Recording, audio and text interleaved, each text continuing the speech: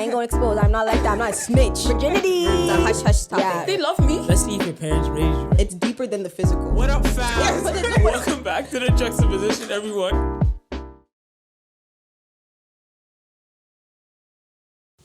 Welcome back to the Juxtaposition. My name is Nana. I'm 1/3 of the Juxtaposition.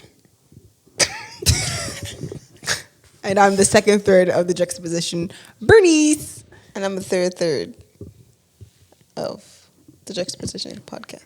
Yeah. You didn't say your name. My name is Janet. Sorry. Well, welcome to the new listeners, and welcome to those who have been riding with us since 2020. We're 3-year anniversaries coming up soon. September 2020. 3 years. Pow! Kapow! Yeah. It's a good thing. It's been a long time. A lot of inconsistency, but Right? continuation. A lot of consistency and inconsistency for real. I remember this time last year in the summertime, we took the summer off, but that's not gonna happen again. Yeah, I don't. That's definitely not gonna. We're You here to became stay. overwhelmed though. That's when you first start off something. It's hard to like find a rhythm, but we found a rhythm. Yeah. We've been blessed, greatly blessed. Don't worry, we'll give you guys one episode a week, one day again. We did that? Yes. the time we had. And I think we can do it now, but these guys don't want it. That's COVID time. These guys are You have doing a it. job. the first 2 You have a years. job. What do you mean we could do it once a week? Anyways, we let's could not do it this. once a This week. is a lot of silence in the starting of the podcast. Hi guys. Anyways, how was your week, guys? We came back. Well, yeah, how was your week, Nana? We came back from Miami. We had a blast in Miami. We did. Yeah. Super sick. Hopefully the vlog comes back. Comes out. We just never know I don't because even someone's put no- holding it. I didn't put no I think recap we're or all anything. holding each individual pieces. Yeah, I didn't put no recap out or anything. I put my I recap did. out today. I did today too. You A did? scheduled post. Yeah, it came out already. To show the people. Was it a reel? It was like pictures mixed with videos. Was it a reel? It was No, not a it real. wasn't Oh, a okay. reel. So it's a Hers post. was a reel. So it was a post. I It put was a a lot of post. effort into my. Yeah, I know she China did. did. She did. But yeah, Miami. I enjoyed it. Would you go back again? Yes. You would. Miami hits different for me because I've been like studying Miami as a kid. You know, I was a fan of Miami Heat, so like I've been knowing. And then Yeah, the but we rappers are from Miami. You know, We didn't Rick explore Ross like and- that. Miami's a city that like it's a night city. It's not a daytime city. Like, and you have to have money because that city is expensive. No, I'll go It I'll go there just to relax. Like it was a good relaxing. Like see palm trees. Like I'll definitely go back. I think I would go to a different part of Florida. Not like Orlando. Disney World. We need to go to Disney World. Yeah. I even forgot that existed in that state. In Florida, right? Orlando. Yeah, so there's different places, but Miami's it's nice. I think the downtown's definitely different from Toronto. But I was thinking that I felt like Toronto has a lot more stuff in a smaller vicinity. like where you don't have, vicinity. you don't in have to terms be of, like you don't have to Ubering. travel Yeah, a lot. yeah. Yeah. It's good. I said I don't think I would rush back to go back to Miami, to be honest. I wouldn't rush back, but I would want to go back. I don't think I'm like, oh my gosh, I gotta go there again. I'm like, that could be like I'll do other trips and like that could be another like later trip. I think the States is not all states is like that. Like What do you mean like if you go to a state, you'll be like I'll go back to Houston again and again. Yeah, because you'll go back to Houston because you didn't stay there for too long. But I'll still go because I feel like there's so much more to it. Miami, I just felt like there's only like 3 or 4 places that you can go to that is like the like hype The area. hot spots. Yeah, the hot spots. And after that, once you went through those things, that's the end of it. That's why I felt like that's why it was like I don't think like I rushed not back to it. unique things to do in terms of like Yeah, there's like Wynwoods and like that's the art graffiti area, like the museums. Like once you do all those, then that's the end of it. Yeah. But it was good. It was a good time. Well, it was Definitely relaxing. Well I think. needed rest, Yeah. vacation. Yeah. Still feel like I'm on vacation, to be honest. Yeah. Other than that, we came back from Miami. We also went on a retreat the week after, so we just came back from a retreat, which is I liked it. I think it was nice to get away. Yeah. I did too. Better than I thought. I was a late add-on. Yeah, because he was like, yeah, I don't think I'm gonna go. I want to go on because we had a hike going on with our church too. He's like, I don't think I'm gonna go. And I was like, see you, this guy, you'll come and say I'm not going. Then the 24th hour, you'll come and say, you know what? I think I'm gonna go. Yeah, God provided. God I got it provided. at a discounted rate, so. Discounted rate, and on top of that, And you were where? blessed on your trip too. How was I blessed? You were blessed, no? Oh, just in general. I Oh, thought yeah. I received something more. Oh, I thought you were talking about the food because we were blessed. Oh in man, that department, food too. was so good. It was. I'm so not gonna good. lie. When we had the sandwiches, Oh man. when we had the sandwiches for lunch, I said, I don't know about this. Hey, what we gonna have for dinner? Because this is looking kind of shaky.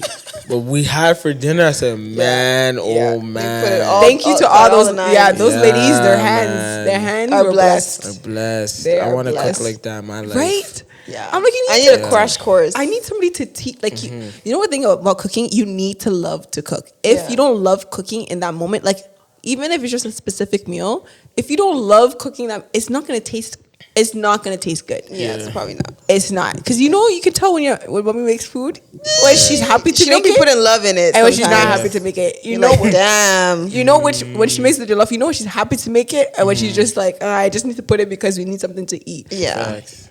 that's true. Oh my God. I want to love cooking, but I don't think I do as much. Maybe because I want to be in my own space and like have space to do my own thing. But it's okay. That will come a time. But Amen. thank you for the cooks Amen. in my house who are feeding me currently. Glory to God, Christiana. That's Christiana right there. Christiana, shout out to her. For She'll be real. feeding me. She does her thing. She You know does. why? Because she likes to eat, She does. and she does. No matter what time of day, she's going to cook. That's the thing I love about Christiana. She Yeah. will cook, and there'll be extra, so that means I can eat. So if Christiana comes home, anytime she comes home, I know she's gonna cook something. I may not like it all the time, but she does cook. So Yeah. praise God for your older sisters. Yeah. My sister don't cook for me, man. I cook by It's a lone myself. No wolf. one cooks for me, man. Oh, No one cooks for me. If I don't cook, I won't eat. No one cooks for me. all Man. my life I have. All my life, I I have to fight. I'm living the real.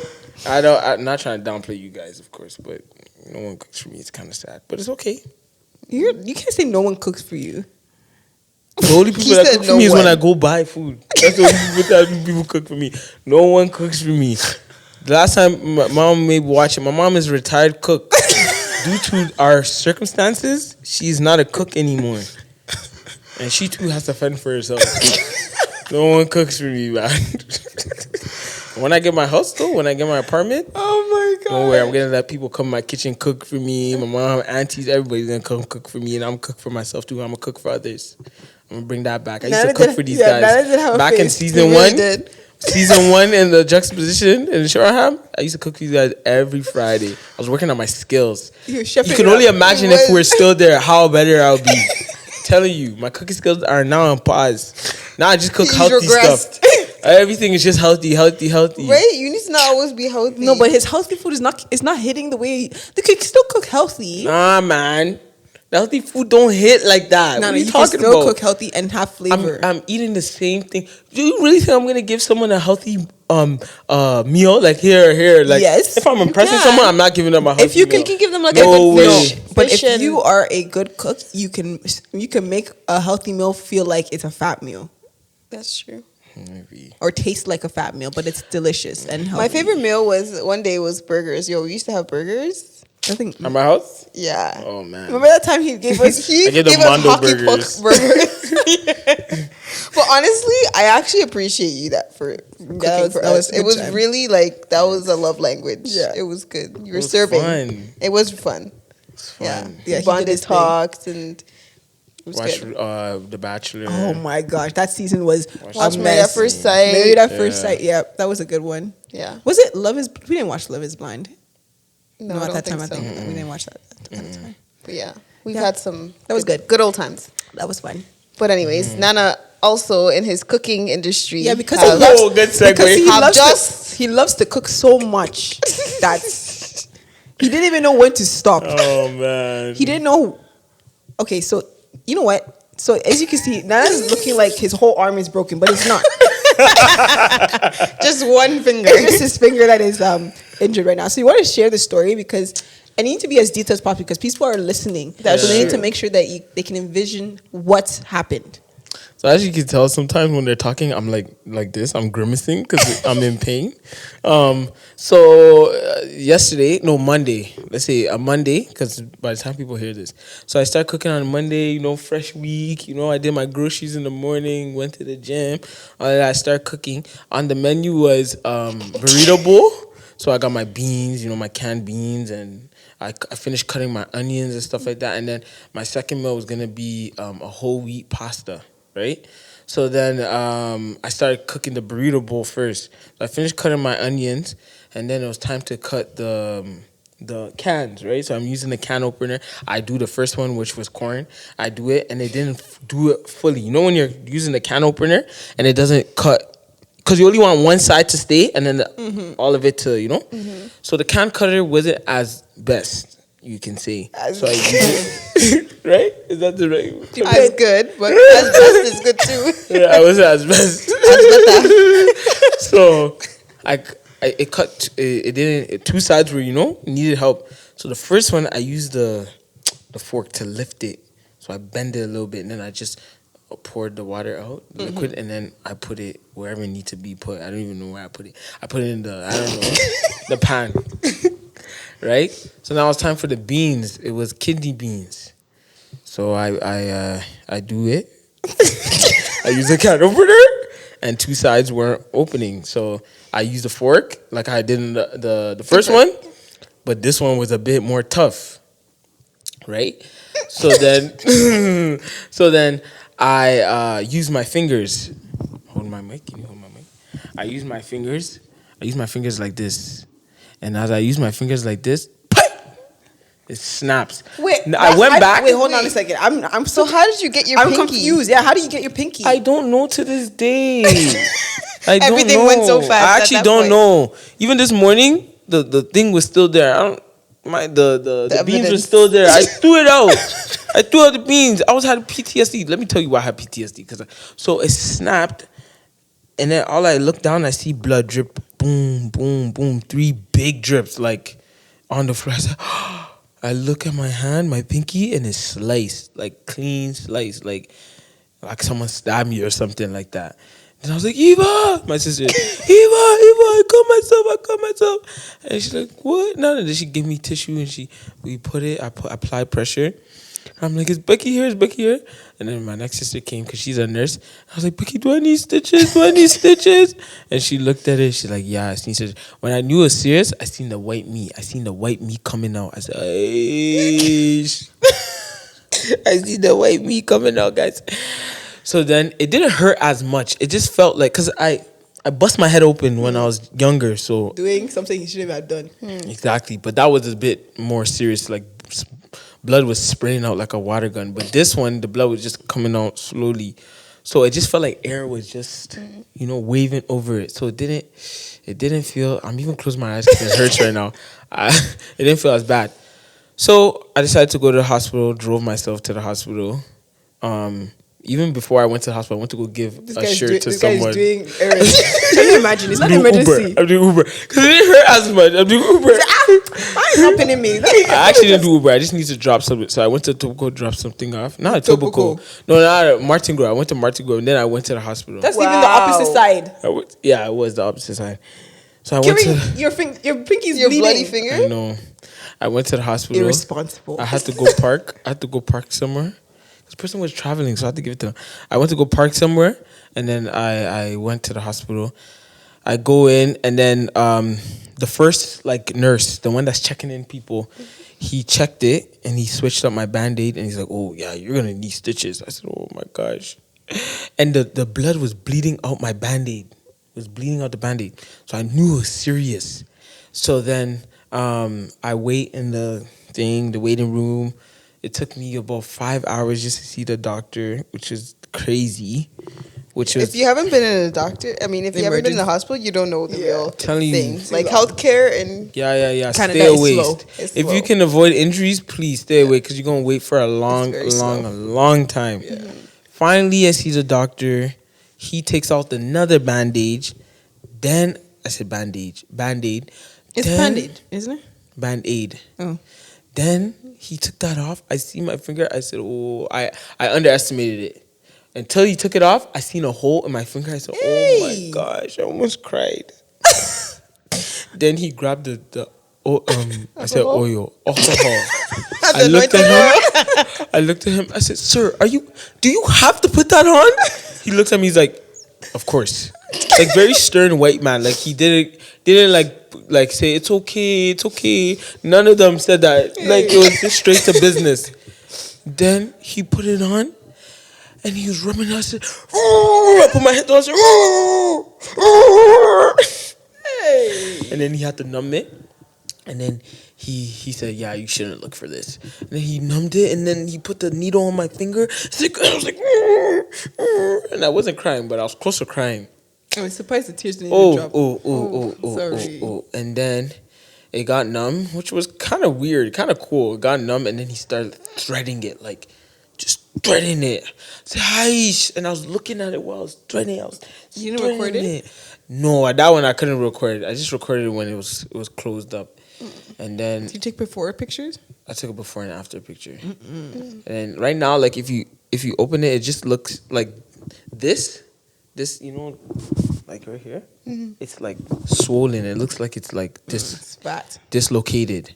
So then I went home, and then as I was driving home, the numbness went down, and that's when I felt the pain. Oh Lord, I couldn't even like feel my hand. I don't even know. Like it was really bad. I couldn't really sleep and stuff like that. But one thing I take away from this experience is that like every body part is very important.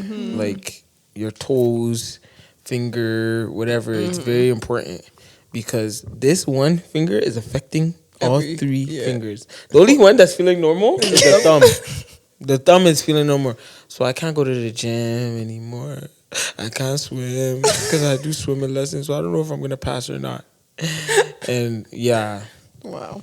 That's Also, my story. relating to, it just reminds me of like, Jesus Christ and Jesus. It's just like how each body part pain, is. So, yes. So like, if one is cut off, it's like it affects literally everyone, and it's painful for everyone, right? So they have to.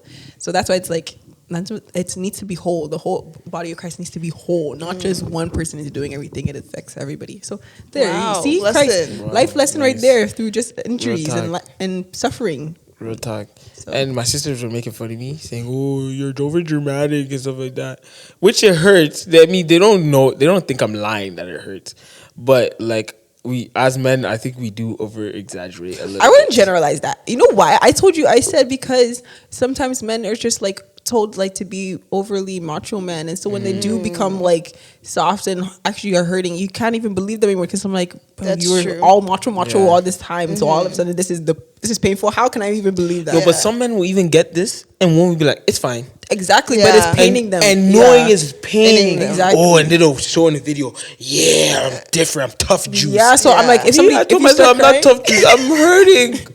Oh, I'm hurting right now. It's throbbing. Sorry. Oh man, take it easy.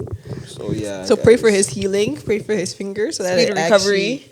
It's back to where it's probably not going to be as like back to the way it was, but it be functioning. Yeah. I hope so. Sorry. Yeah. Anyways, let's continue. Thanks for sharing your story. Thanks for listening.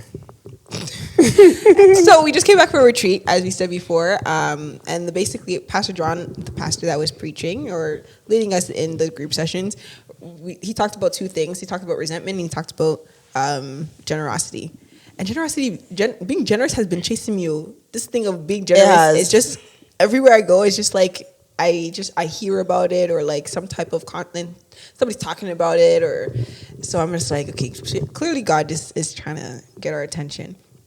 So I have a few questions that we can help navigate this conversation. So do you guys have any resentment right now? Are you holding any resentment in your heart? Yeah, I am. Okay. Damn. All right. I'm holding resentment, but I don't think it's really resentment. Maybe it is, but I think it's just like me taking on the resentment and not really knowing what the person's going through, and maybe they did hurt me, but there's a combination of like their feelings plus the resentment together. What do you resent this person for? And you're not gonna name the person, right? No, obviously why not. would I do that? But like who this person is in your life at least. No. Okay, I'm just Not gonna do that. That's, That's for the like- people. You That's never too know. exposed. No, I'm just saying. Business. Sorry, what's the question? I said, what resentment are you holding against this person? Oh, I think just conversation that we had, and certain things that were said, and it was like, I don't know, like, yeah, basically certain things that were said that I didn't really agree with. So like, I just, yeah, So this person is a friend. yeah. And then, okay, so resentment towards a friend. What about you? My sister's superintendent. I don't care. We're saying my sister's superintendent. Just smoke for her right now. Hi, Smoke in my heart. I'm being honest. You want me to be honest? There's says smoke he in my heart. resents her. I resent her, and I think God did something today because my sister was washing clothes, and it broke. The machine broke, so we had to deal with her. So she came to the door. Oh, I called the maintenance and so and so. This is after I have so many stories. This is after I had a verbal altercation with her because she Incident. It did was an some altercation. It was an incident with her because she did something foul. You know, so she's like, yeah, this is. I said okay. So then we had to go downstairs to collect the clothes and put it in a basket, the wet clothes. And she was in there. She's like, oh, do you need help? And she's just asking my sister questions like, what do you do for, like, oh, you're a nurse and stuff like that. Creating a conversation. And then after we went upstairs, I told Becky, I said, Becky, I think God did that on purpose for us to have A conversation. Conversation and better communication. My sister's like, oh, she has bipolar tendencies and she doesn't like that. My sister doesn't like that. I don't like that too, but hey, maybe that was an open door. So yeah, Okay. that was my resentment. I still have resentment for her to this day, and hopefully it'll go away. It will in Jesus' will. name because Jesus has Amen. called us to forgive. Amen. Called us to forgive, commanded to forgive, but to trust is not a command. It's true. We're commanded to We'll come forgive, but back the to- trust is we'll built. come- It has we'll to be come back built. to that, There's never yes. no trust anyway. We'll come back there to that. anyway, so it doesn't even matter. Hey, okay. Well, for me, I said my parents, but I don't think it was my parents. I think it's more so like, or maybe it is just overall. But I think was just like growing up, not getting that support that I was looking for, and so it's like that lack of support. I felt like it made me not like pursue certain things that I wanted to pursue, and so it's just like I felt like they were holding me back because I didn't get the support that I was looking for. So I'm like, okay, since they're not supporting me or they don't see this in me, that means I'm not supposed to be doing these things. So yeah, I think that's something that I just felt like it was just that area is lacking of the support or like encouraging me to do something outside of my comfort zone. So I just felt like it was just like, because I know I have abilities and gifts and stuff like that, but I just felt like it was dormant for a very long time because I didn't get that encouragement from my parents. That's a big thing, actually. Yeah. But I feel like more in the inner city, we're more rebellious. So we would have just did it anyways and just say, hey, we did it. If you don't come, you don't come. That's what we No, did. but like, I'm saying money, and we had more encouraging. free programs to yes, help us. that's what I'm Yeah, saying. yeah, So yeah. I Do just stuff felt like like it that. was like like opportunities. yes, and I Yeah. just felt like because they didn't invest in that area, like in terms of whether it's a sport or like in terms of singing or in terms of whatever it is that I was able to do at that time when I was younger, it was just like I didn't feel like that support. And I wasn't looking for like put me in a program, but like, hey, I see this in you, like keep doing those things. It was more so just the academics. I was like, I have so much more to me than just school. So that's why I felt like, Yeah, I wish I was put in dance. yeah, like you see certain But- things, like, but I mean, God God, went on a scholarship and got a basketball scholarship, soccer shot, whatever. you could have. Yeah. Okay, so how does resentment affect our ability to be generous? That's a good question. Does it affect your ability to be generous? Well, if I'm resentful toward, is it resentful a word? Yeah. Yeah. If I'm resentful towards someone, I'm not being generous to you. No, but I'm just saying other it does- people. But I'm saying it doesn't have to be to that particular person, but does it affect how you become generous? How are you generous in those things? Does it affect your ability? No, I don't think so. I don't think so, too. I think it's not direct. Like if it was directly to the person, yeah, maybe. But like to other people, I think I kind of treat them separately. It Yeah. does. It does. Because I can have resentment, not deep resentment, but resentment toward a certain group of people, and then I won't come to your establishment. Exactly.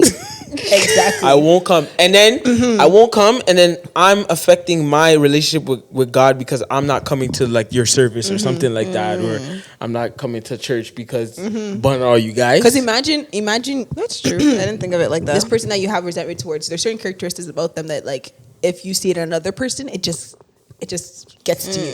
So you're just like, okay, I'm avoiding all types of people that are like that person, and so that does affect the way that you are becoming generous to certain people because Facts. you see that personality or characteristic of that person that you're resentful towards. So you're just like, bun you, bye, next person. You don't give people chances. Like not everybody's like that. Yeah. You know, so I can. That's definitely with me in my life right now, where it's like, oh, and you associate with this person too? Bun you. Yeah, bye. Bun all you guys. Yeah. You know, which is kind of foolish, but Yeah. I didn't think of it like that. Did you think about? Does it affect the way you're? And you know what you know what, it's a recent, like, this could be something that's recent for you, but if you think about like past things that have you held resentment towards and you kind of overcome it, I feel like that could have been affecting you in terms of your generosity. And it affects a whole line of people too, because when I decide to like disconnect from them people, you have like kids and stuff like that. Don't worry about the noise, guys. Don't worry, we having a party over here. We're not, but it affects a whole like line of youth and stuff like that because I don't want to associate with the people and That's stuff true. like that, and it's like. Maybe if you work out them things that you feel like is being worked against you, then maybe like it'll become better. But that's definitely in my life. A whole people are being affected because of my resentment towards people, a certain group. Which is sad. I think me, it sticks more with the person, not really the other group of people that are maybe like in the same environment. Like, I think I can overcome that. I think I wouldn't never not go somewhere because of someone. Are you sure? Have I done that? Can you give me a? No, I'm just asking you because for me, it's I don't not know. like, I'm just for now. Like currently, I don't think so. I'm just saying, like, I don't think for me, like, if I'm in a position where I have some type of, like, anger towards somebody and they're in the same room, it's not like I'm not going to go to that place, but I'm going to try to avoid this person. Yes. Like, yeah. I'm not going to I won't feel comfortable. No. Yeah. Like, I could be saying but hi that's to not you. being generous. Like I see you do that this weekend. me. No, that's not true. Yes, I did. No, it didn't. Yeah, I did. I said hello. The thing is, like, I would say hello, but it's just like I still that thing is kind of bubbling, right? I'm not being authentic, and God knows my heart already. So it's just like, Yeah. Yes, you're not being. That's true. that's what I'm saying. It's like you could be in the room, that's fine. It's not like you're gonna avoid the person, but it's Yeah. like, are you being authentic? No, you don't like this person. You are angry towards this person. But also, that group of people in my life are holding back on certain stuff with me. Does that make sense? Like, let's say, oh, you can run this small Hold group. on a second. Are you talking about a different type of person? Are you talking about a different person that you have resentment towards? Because No, I'm talking about a person I have resentment towards. If I have Oh. resentment towards them, Yeah. I feel like they're holding back on doing stuff with me because they feel like maybe I'm not available, and they have that perception on me, and it can show. It shows, and it's like, do you not think I'm like able to do certain stuff because you just have this one perception on me? It's like, oh, Nana's not available. He's not able to do it because I said no a couple times.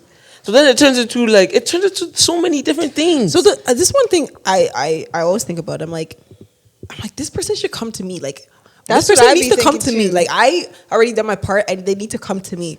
But that's not what we're called. Like, and then this is where God just kind of put this in my heart. It's like you're always gonna say that every time.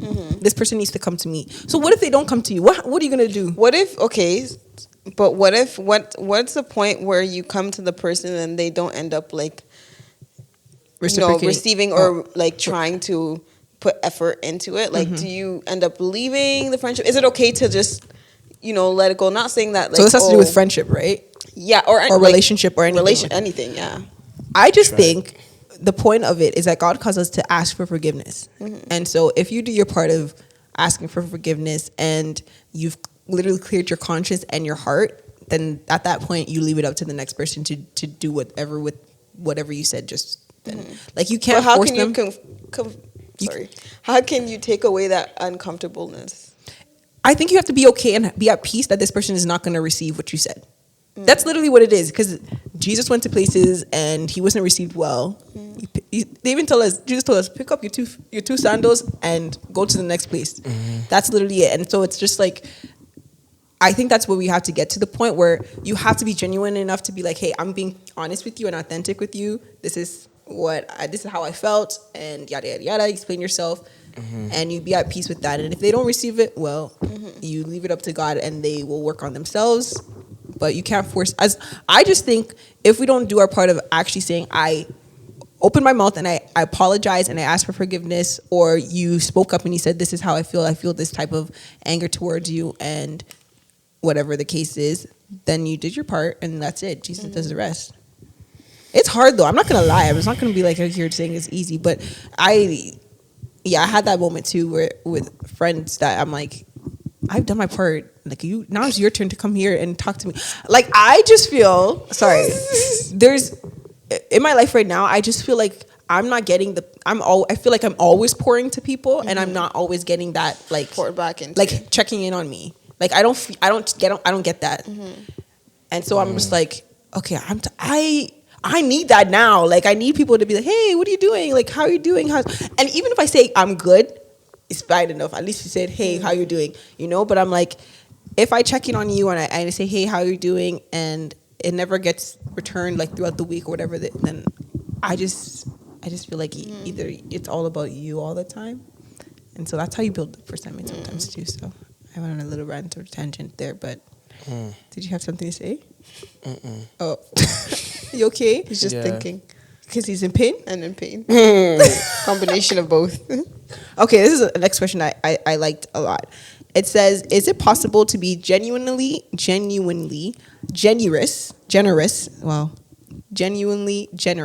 if there is an underlying sense of resentment? Can you be genuinely generous if there is an underlying sense of resentment? I don't think so. Because you can't fully like be generous because you have that block that you have to get to because you're being resentful. So I don't think it's fully ever going to be genuine because you're smiling in my face, but knowing you have something to say to get off your chest, it's like it's never gonna be that. I wouldn't want someone to like work with me if you know you have resentment, because it's gonna. Imagine if someone keeps asking you, then it's gonna build, and then it's probably even gonna get worse. Yeah. So I think both parties should always like talk about it. Like during the retreat, I had a conversation with one of our friends that we haven't seen in a long time. We're honest, like, bro, what's going on, man? What's going on? Like, I felt like you did this to me, and she felt like I did this to her, and we hashed it out there, and hopefully it can be something coming out of the retreat, right? So it's like, I don't think anything can move if there's resentment. It shouldn't move because that's not a good foundation at all. Yeah. I just think this culture is like, it's one and done. Like, hey, you hurt me, okay, bye. That's what. Yeah, when we were talking and the questions after the sermon and how like the world of cancel culture is like just so immediate that like if you hurt me, like, you know, well, we're not friends anymore and I can find some, like, just block, and it's like so easy to just move on to the next person. But like I feel like blocking the person just builds up all that hurt, and then when you eventually find someone who's like trying to really be a good friend, you can't really see them. You're just seeing all those, you know, preconceived notions of the person already. So it's like it makes it hard to be a friend, hard to see the genuine and honesty of people, generally people, and like even the godliness in people. Like you always are skeptics. So it's like if you don't deal with that already, then it's like, I don't know. Not me though. If I get a friend that has all the check marks, I'm taking that. I'm not saying, oh, this person messed me up in the past, then I'm gonna. But imagine, it's not like deliberate. Like Yeah. it's like you kind of like judge their. It's like a subtle, it's like a unintentional thing that you're doing because of all the built up resentment that Unconscious you had. bias, It's like you right? have all this stuff built up, but it's like it's unconscious. You don't know that you're doing it, but you're doing it. Right? Sorry. It's okay. Yeah. Okay. Well, this one's another. It's not really a question, but it's more so yeah, it is a question. Sorry. Or your thoughts on like, so basically the idea of generosity, because we've been talking about resentment and generosity. But I know we talk about this sometimes or on offline about being generous and being a Christian. What does that look like to you? And based off the retreat and the idea of like.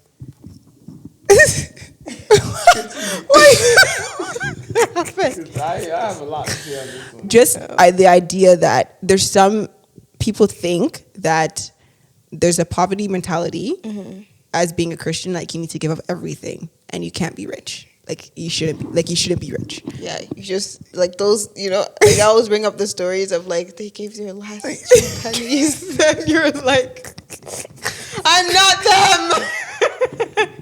I want to That be was rich. their mission. That's not my mission. So there is a poverty mentality.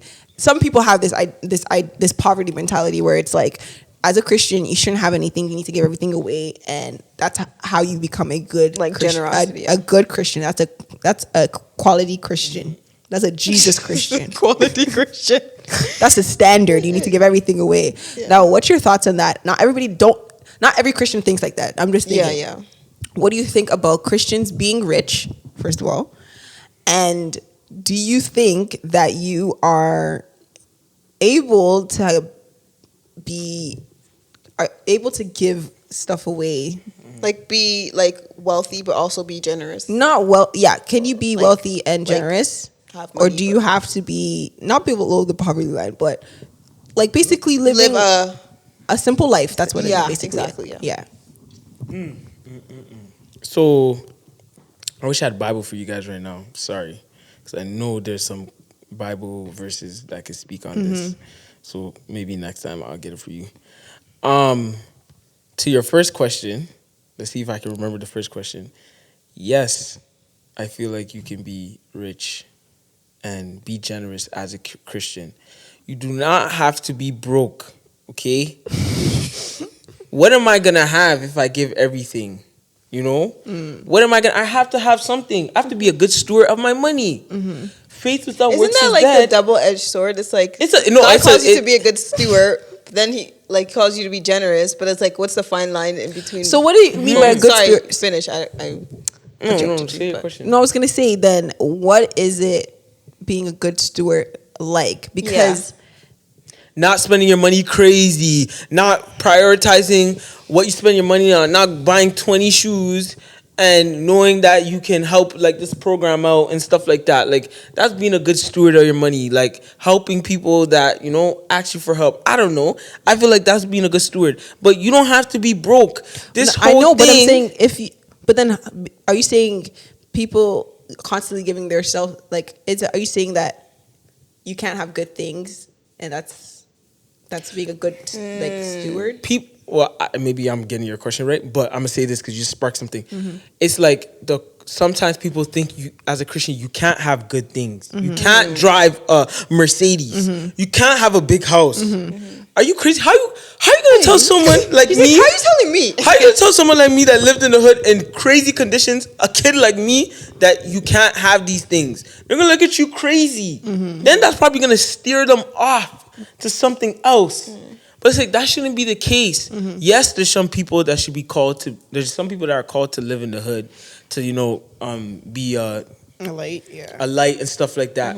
But you need the people that live outside the neighborhood so people can see like, yo, this person did it. You know what I'm trying to say? And some people live in the area and are also making money too. So it's like, I don't like that mindset of you should be giving all your wealth and living this radical lifestyle. I do get a part of it though. I get a part of it. I do get a part of it. Yeah. But this radical lifestyle is like me and my friend were talking about. It's like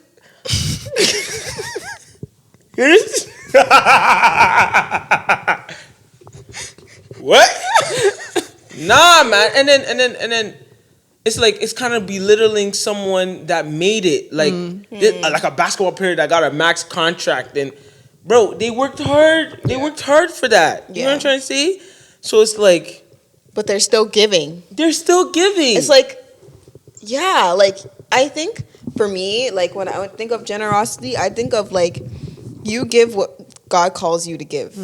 Like if you pray about it and he says you give this amount and this is what I want you to bless this person with and be generous in this way, then that's what he's calling you to do. I don't think everybody, as you were saying, is called to give up everything. Yeah. And like I don't think everyone's, and I'd call, as you said, people are called to give examples. Like if we are not wealthy, but like shouldn't Christians be the wealthy ones to be able to share the money to those who are like less fortunate? And like it gives an example of how, I think it also shows an example to the ones who are less fortunate that they can succeed, they can do things and give back to their community. How does this look like when you have more money, right? And even those who are called to it, how does it look when you have less money? Like there's two different lives that people are called to, and not everyone's called to the same.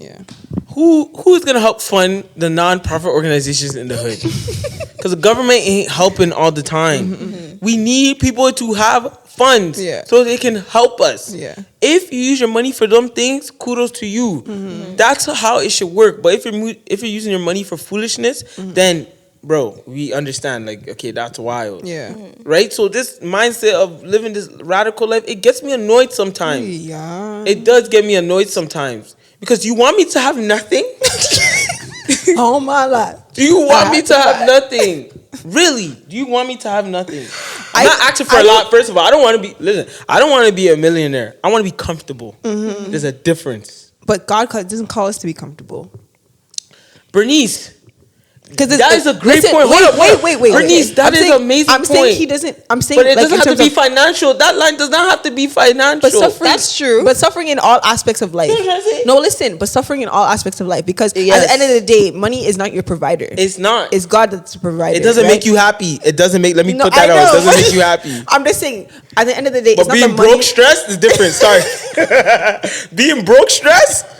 We don't want those problems. But I'm saying in those moments of being broke stressed is when you're supposed to lean on the Lord so that your faith builds up, so that you're trusting in the Lord to provide. So I feel like those times of like financial stress and those times of like being overwhelmed with bills and not being able to pay for certain things or not being able to be comfortable, those are times where suffering, as per usual, that as we're called to be, we're going to be suffering, as God said, Jesus said. But I'm saying those moments are when God is saying, hey, lean on me.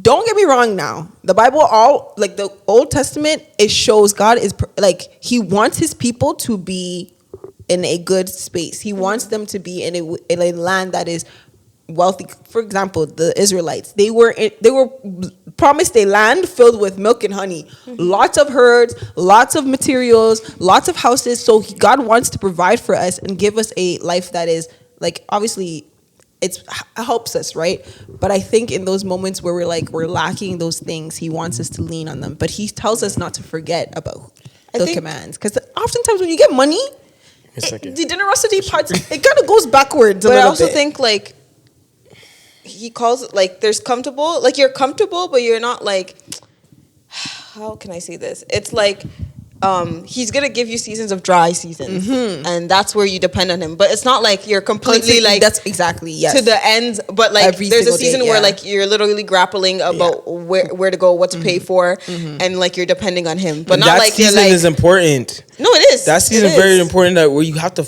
put your trust in God. Now, if you don't put your trust in God, you're gonna be broke again and again and again.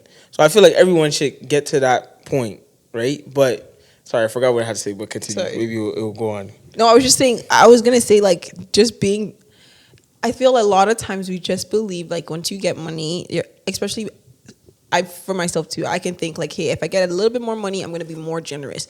It's not going to happen that way. It's just natural that we're just very sinful nature. We're going to buy that extra pair of shoes that we didn't need to wear for. Speak for yourself.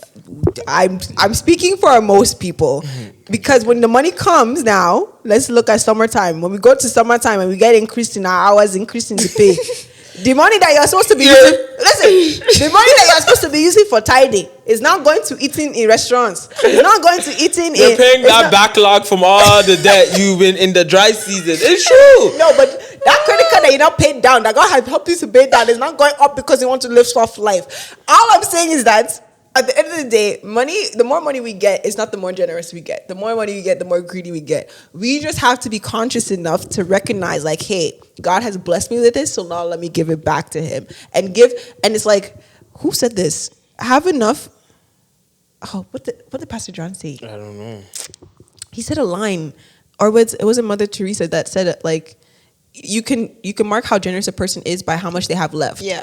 So that's basically, I'm not saying be broke, but if you look at your overall like lifestyle, how much have you given and how much do you have left? Is it a lot more than you've given? Then you have to like revise that. I've heard something on the radio too. I think it was even today or maybe yesterday, how this guy, basically God put on his heart that the percentage that he's supposed to give is his age. So every year he ages, that's a percentage of money he's gonna give back to the church or whatever it is. And that's a hard thing to swallow and be like, God, every year you age. So I'm 26 right now. So God's telling me, give 26% of your bank account to the church or your salary or whatever you make. That's a hard thing. That guy's probably making a lot of money. He probably. What if he's not? And I want to. Do you think God only planned? I'm being honest. No, I know. And I like that. But I'm saying, do you think God only tests people who are rich to be giving more? No. But that's what I'm saying. So sometimes we have that mentality where, like, if you have more money, you should be giving a lot more. Nah, we all have more money. Like speaking on generosity, like for me, I was telling them, for me, it's easier to give buy you food or buy you a gift to like friends and stuff like that, or to like people, than to actually tithe. And that's the problem that I have, because sometimes I'd be like, where is money even going to? Like, is this really going to the thing? Like, you know, but it's very, very easy for me to give it to someone or even give my time too. Yeah. It doesn't just have to be money. Yeah. It could be time. So I need to like kind of I need to get better with tithing my money for real, because your money has to be blessed first. You want to make more money, you want your money to be increased, that money that you have needs to be blessed. So you need to give your 10% and watch God bless your life. If you don't give your money and it's not blessed, then I don't see why you think like your money is gonna grow. That investment, that coin, what is it? Bitcoin, that thing even dropped. That thing didn't even exist anymore. Bitcoin, you're putting your trust in, put your trust in that and see. It fail you. So yeah, I think it's just a testing point. I think all these things are testing points in terms of like what to give as tithe if you're like not having enough. Because even in my season now, like I don't have like a lot. It's dry season for me right now. But I'm like, if I do give, like what can God do for me? Not that sounds bad, but like how can God show up in that season for me? Like, okay, I'm gonna trust and believe that if I give this money, I don't have a lot, but I'm gonna give this, and see. What he does with it. I like how you said it is a testing point, because I'm like, at the end of the day, I feel like God is testing us to see how much you first trust him, how much you love him. It's all about that. And it's like sometimes in relationships, some females do this where they test their partner and it's like, how much, like, do you love me? Do you love me? How much do you love me? Right. And so I feel like God is always checking our hearts. Right. And money is it's just a culture. It's one of the easiest things to fall prey to. Money. Yeah. It gets you shiny and glitz and glamour. It's going to get you everything that you so much desire, and you feel like it's going to satisfy you because it is valuable. And tangible. And so it's like a lot of people in our age right now is working, hustling, trying to make a way for their life, but they put God in the back burner, and they really have been running in the same space for the past 2-3 years. Like me, going on a retreat, one of the components was like, I don't want to pay this money. What the heck? But I'm like, if I pay this money, I can get closer to God and build relationships and get a break from the city. Exactly. And I did it. So exactly. That's the thing. It's like, things are getting expensive. Like, you're really questioning, like, am I ever going to move out of my parents' house? Am I ever going to own something on my own? It's looking crazy to move out your parents' house now. Everybody stay together till But that's where God plus. is trying to show up the most. He's trying to prove people wrong. Hey, it's okay. He's trying to prove to his people, like, hey, I am the God that provider. I am provider. And so, like, when things are looking a little tough shaky and tight, I'll show up.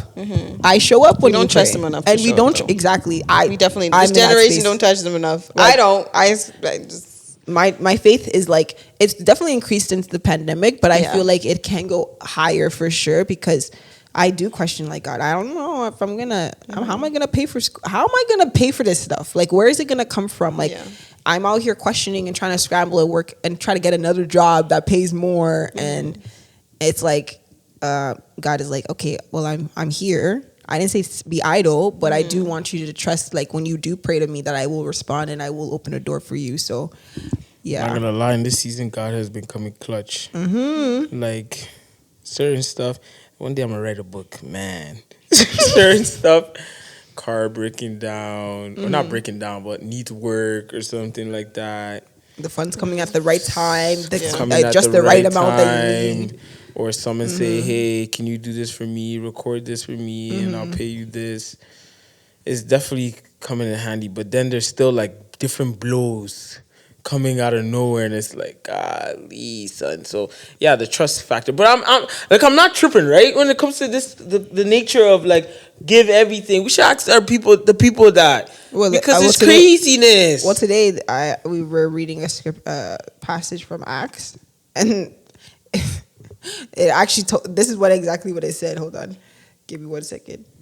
It said at the end, this is what happened, because they got the Holy Spirit, the Pentecost. Jesus went up to heaven, and the Pentecost, the Holy Spirit fell upon the people, and then they spread the gospel, and 3,000 people got saved. This is what they did after they got saved. He said, every day, let me go back. So all the believers were together and had everything in common. They sold property and possessions to give to anyone who had need. Every day they continued to meet together in the temple courts. They broke bread in their homes and ate together with glad and sincere hearts, praising God and enjoying the favor of all the people. And the Lord added to their number daily those who were being saved. So they sold property and possessions to give anyone who had need.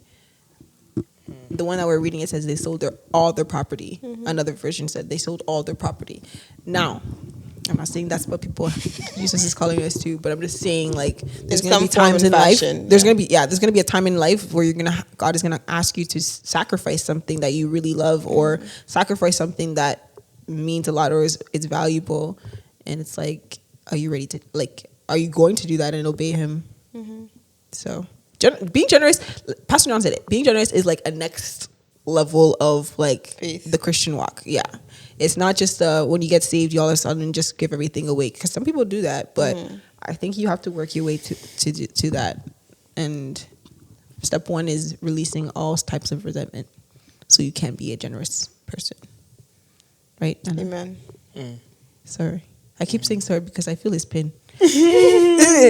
But at the end of the day, so resentment, obviously, if you have any resentment, I encourage you all to seek the Lord and ask him to purify your heart and to help you deal with this resentment, because at the end of the day, it's not only blocking relationships that can help you, but it's also blocking your relationship with God. Like, it's the idea of being close to God is to remove all types of sin, all types of barriers. So how are you going to do that if you have resentment in your heart?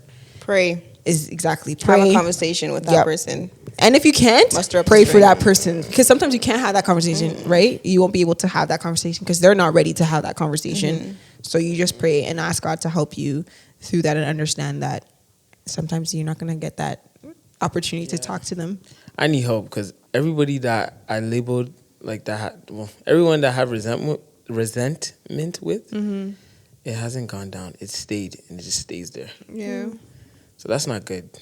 Yeah, so that's definitely like a part. A crazy part. I have a crazy part of myself where it's like a soldier mindset. Once you like cross me, That's the end of it. but I've hurt people too. Yeah, that's the thing. Sometimes we forget we could be hurting I somebody. definitely hurt people too, and they Yeah. definitely resent me for sure. So Sorry.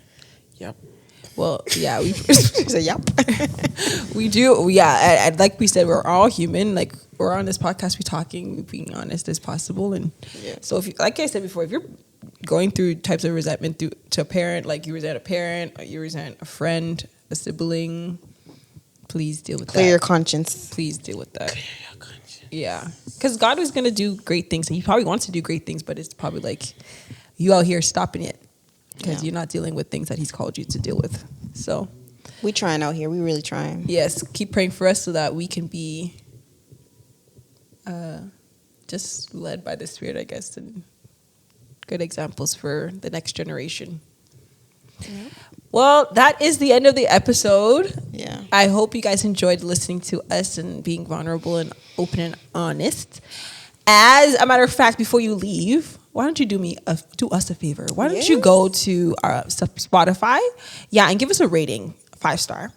Before you do that, also put on the notification bell. You can notify yourself of when the See our new drops. podcasts are sexy. Exactly. We're all here fire pink, melanin popping. So come on, you can't miss us at this point. It's way too bright. Right? So why don't you do that before you leave? And then second thing is, why don't you go on YouTube and subscribe? Third thing is, after you subscribe, why don't you share this episode with someone that will encourage them and uplift them, and then get them to follow. You see? And then like. And then like it. When you click the video, just like. It helps us. It helps the algorithm. It helps everything, Right. Help us out here. We're giving good, free content. Yes. Life. Encouragement experience. and life, Yes. godly. Yes. All those Stuff. things. So Yeah. do those things for us to help share the gospel. That's basically what we're trying to do. Yeah. It's not really about us, but it's about sharing the gospel and what God has been teaching us through our life experiences. We're not perfect. We are still living, enjoying life, because we obviously are still young. Right? Awesome. Anyways, thank you guys for listening. Thank you guys for staying with us. And for those who are new, thank you guys for popping in. We will see you guys on the next episode. Bye.